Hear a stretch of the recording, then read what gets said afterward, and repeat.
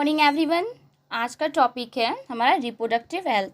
आज हम लोग रिप्रोडक्टिव हेल्थ के बारे में समझेंगे कि इसकी क्या कैसे क्या प्रोसेस होती है, इसकी क्या स्टडी है, इसमें क्या चीज़ें आती हैं, क्या चीज़ें इन्वॉल्व होती हैं। ठीक है, तो हम आज का टॉपिक स्टार्ट करते हैं, रिप्रोडक्टिव हेल्थ। जैसा कि मैंने बताया आप लोगों को कि आज का टॉपिक रिप्रोडक्टिव हेल्थ रहेगा। ठीक है, तो रिप्रोडक्टिव हेल्थ क्या है और इसे क्या कहते हैं, पहले हम इस सब चीज़ों को समझते हैं। तो रिप्रोडक्टिव हेल्थ तो सबको पता है कि स्वास्थ्य से संबंधित है। ठीक है, हेल्थ का मतलब क्या है, ये किससे रिलेटेड है, स्वास्थ्य से। ठीक है, मैं यहाँ पे आप लोगों के लिए लिख भी दे रही हूँ। ठीक है, हेल्थ का मतलब क्या है, स्वास्थ्य से। ठीक है, अब जैसे रिप्रोडक्टिव है तो रिप्रोडक्टिव का मतलब क्या है, जनन। मैं ये भी यहाँ आप लोगों के लिए लिख देती हूँ। ठीक है, रिप्रोडक्टिव का मतलब हो गया जनन और हेल्थ का मतलब हो गया स्वास्थ्य। तो हम इस टॉपिक में, इस चैप्टर में रिप्रोडक्टिव हेल्थ की स्टडी करेंगे कि ये क्या चीज़ें हैं और क्या चीज़ें। स्वास्थ्य है तो मतलब, स्वास्थ्य है तो मतलब इसमें हेल्दी चीज़ें आएंगी कि किस तरह हम अपने जनन प्रोसेस हुआ या फिर अपनी शरीर को और अपने हर एक चीज़ों को किस तरह स्वस्थ रखते हैं, इन सब की स्टडीज़ होगी यहाँ पे इस टॉपिक पे। तो रिप्रोडक्टिव हेल्थ, अब रिप्रोडक्टिव हेल्थ है जनन स्वास्थ्य जिसे हिंदी में कहते हैं। ठीक है, अब इसको हम, इसकी डिफिनीशन अगर आपको समझाएं तो इसकी डिफिनीशन आप कह सकते हैं, देखिए भैया ने आप लोग के लिए लिख भी रखा है, अकॉर्डिंग टू WHO। ठीक है, अकॉर्डिंग टू WHO मतलब WHO के अनुसार, क्या कहा मैंने, WHO के अनुसार, अकॉर्डिंग टू WHO के अनुसार the reproductive health means a total wellbeing in all aspects of reproduction. ठीक है, ये इसकी डिफिनीशन हुई। अब आप लोग सोच रहे हैं ये हमने क्या बोल दिया, कुछ अलग नहीं बोला है, हिंदी में समझाती हूँ आप लोगों को। इसका मतलब होता है WHO। ठीक है, WHO पहले क्या है ये जानिए। WHO है विश्व स्वास्थ्य संगठन। ठीक है, विश्व स्वास्थ्य संगठन जिसे WHO कहते हैं।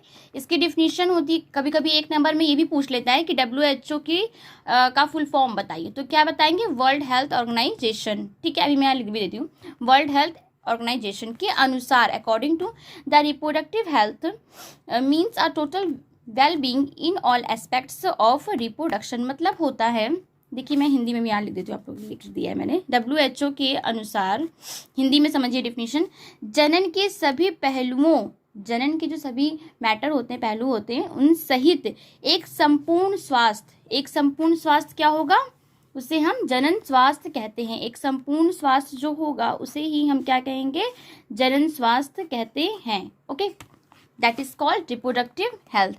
मैं एक डिफिनीशन और आपको समझा देती हूँ जिससे आपको थोड़ा और इजी हो जाएगा। ठीक है, जनन स्वास्थ्य का तात्पर्य, क्या कहा मैंने, जनन स्वास्थ्य का ये देखिए, जनन स्वास्थ्य का तात्पर्य, ध्यान से सुनिएगा, जनन स्वास्थ्य का तात्पर्य जनन के समस्त स्वस्थ पहलुओं से होता है, जिसमें, अब स्वस्थ पहलुओं जो आप लोग को मैं यहाँ दिखा रही हूँ, सभी पहलुओं और स्वस्थ पहलुओं का मतलब क्या होता है, तो उसमें क्या क्या चीज़ें आती हैं। स्वस्थ पहलुओं से मतलब हमारा ये, जिसमें आती हैं, क्या आती हैं, physical, emotional and behaviour and social. ठीक है, समझ रहे, मतलब फिजिकल मतलब शारीरिक, ठीक है, इमोशनल मतलब क्या हो गया, भावनात्मक, ठीक है, और बिहेवियर सबको पता है, बिहेवियर मतलब व्यवहारिक, और सोशल भी सबको पता है, सामाजिक। मतलब मेरा कहने का मतलब है, और इसकी जो डिफिनीशन निकल के आती है कि जो एक जनन स्वास्थ्य है, जो एक जनन की प्रोसेस होती है, वो किस तरह हेल्थी हो, स्वास्थ्य हो। ठीक है, उसके लिए क्या क्या चीज़ें इंपॉर्टेंस होती हैं, क्या क्या चीज़ें इन्वॉल्वमेंट होती हैं, ये ध्यान दीजिए। इसमें ये चीज़ें है कि ये जो प्रोसेस होती है वो क्या हो, शारीरिक हो, ठीक है, फिजिकल शारीरिक, भावनात्मक, ठीक है, और व्यवहारिक और सामाजिक रूप से क्या हो, ये चीज़ें क्या हो, सामाजिक रूप से स्वास्थ्य हो। ठीक है, दैट इज कॉल्ड हेल्दी हूँ। ठीक है, हेल्दी होनी चाहिए। ओके, जब तक ये हेल्दी नहीं होंगी ये चीज़ें, तो तब तक कि ये चीज़ें अगर सही नहीं होंगी तो उसका बुरा असर पड़ता है। ठीक है, इट्स अ बैड हैबिट।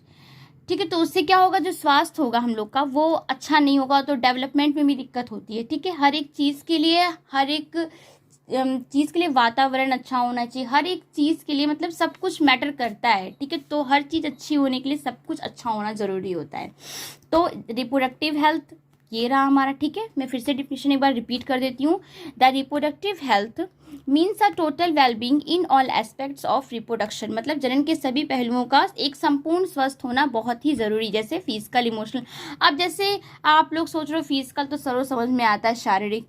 अब इमोशनल क्या है, भावनात्मक क्या है, हम रोने बैठेंगे क्या ना, इसमें रोना नहीं। जैसे होता है ना इंसान, अभी जैसे हम लोग घर पर हैं, किसी से थोड़ी मोड़ी नोक झोंक हो गई तो क्या हुआ, उससे एक टेंशन बनता है। तो जो टेंशन बनता है वो क्या होता है, वो हमारे माइंड पर सीधे असर करता है, और जो असर करता है वो क्या होता है, एक तरह से इमोशनल हो जाता है। ठीक है, तो इमोशनल जो होती है वो भावनात्मक में आती है, इसलिए मैंने यहाँ पे भावनात्मक भी आप लोग के लिए ऐड किया।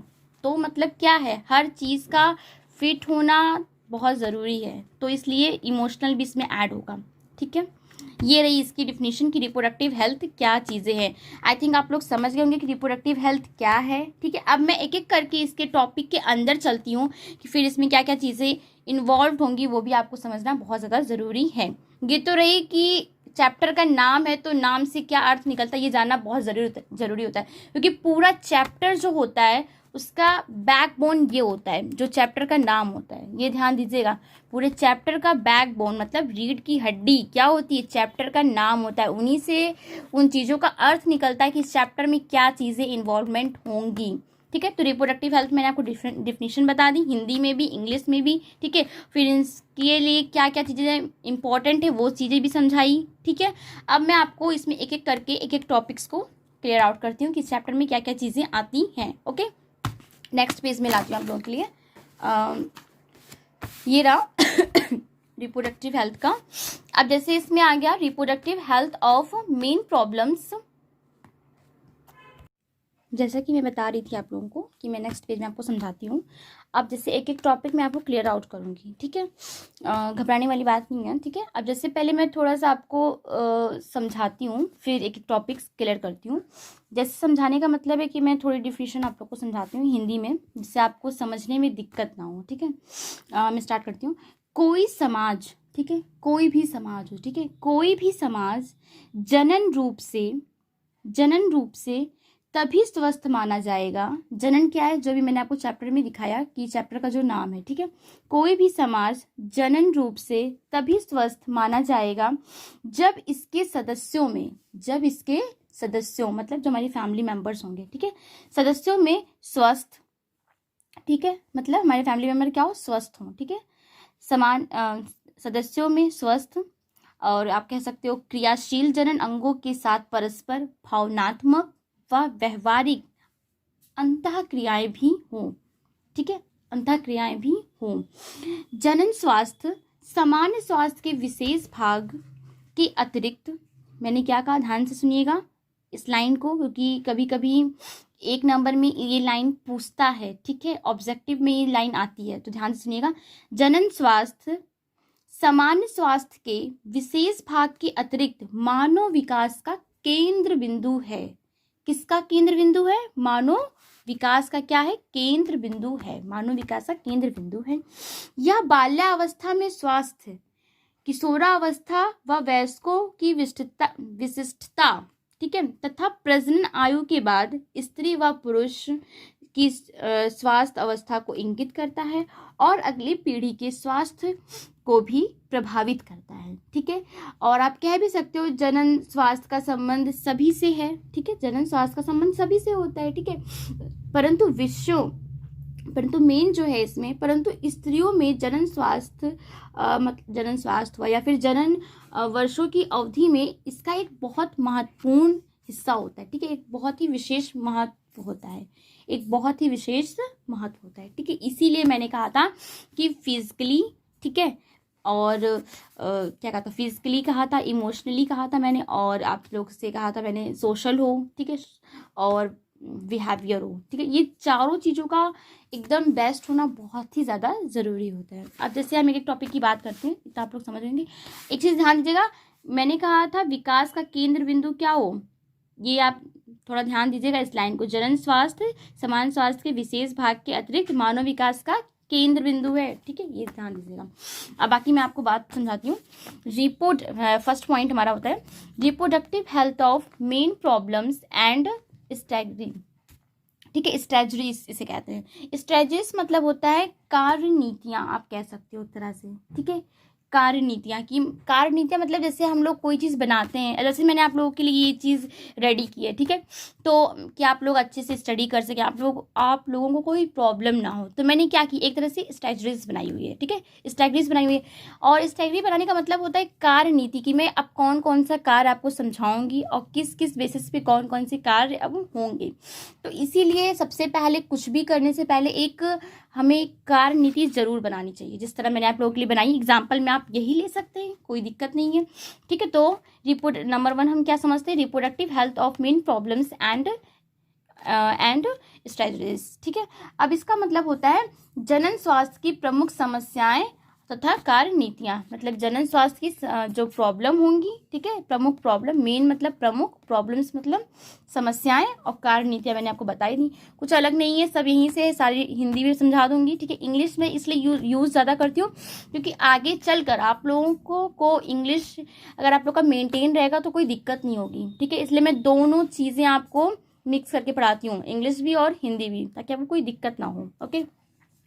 अब मैं बताती हूँ कि इसमें क्या चीज़ें आती हैं, ठीक है। अब इसमें जैसे है कि एक तरह से हर चीज़ें होती है कि जो जनन स्वास्थ्य है उसकी प्रमुख समस्याएं कौन कौन सी हैं, पहले हम लोग ये समझेंगे, ठीक है। और चलिए मैं समझाती हूँ जैसे आप लोग को, जैसे आप कह सकते हो कि पर्याप्त पोषण होना बहुत ज़रूरी होता है, ठीक है, पर्याप्त पोषण व समुचित देखभाल के अभाव में माता व शिशु की मृत्यु का अधिक हो जाना होता है, तो इसीलिए क्या है, ये प्रॉब्लम होती है, ठीक है। तो इसीलिए इनका जनन स्वास्थ्य क्या है, बहुत ही बेस्ट होना चाहिए, जिससे ये प्रॉब्लम क्रिएट ना होने पाए। अब ऐसे इसमें एक RCH मैंने एक दूसरा पॉइंट दिया है। RCH का मतलब क्या होता है, बहुत लोग जानते नहीं है, तो RCH भी 1 नंबर में अक्सर पूछता है, 1 नंबर में हो गया या फिर टिप्पणी में भी पूछ सकता है RCH क्या है। तो RCH होता है शिशु स्वास्थ्य सेवा कार्यक्रम, ठीक है, क्या है, शिशु स्वास्थ्य सेवा कार्यक्रम, ठीक है। ये होता है बच्चों के लिए, जैसे बच्चे हैं छोटे हैं तो उनके क्या है, उनके लिए एक अलग अलग प्रोग्राम बनाए गए कि कितने वर्ष के बच्चों के लिए क्या चीज़ें होंगी और कितने वर्ष के बच्चों के लिए क्या क्या चीज़ें होंगी, तो ये उनकी अलग एक चीज़ें बनाई गई हैं, ठीक है, जो ये चीज़ें बहुत ही ज़्यादा ज़रूरी होती हैं।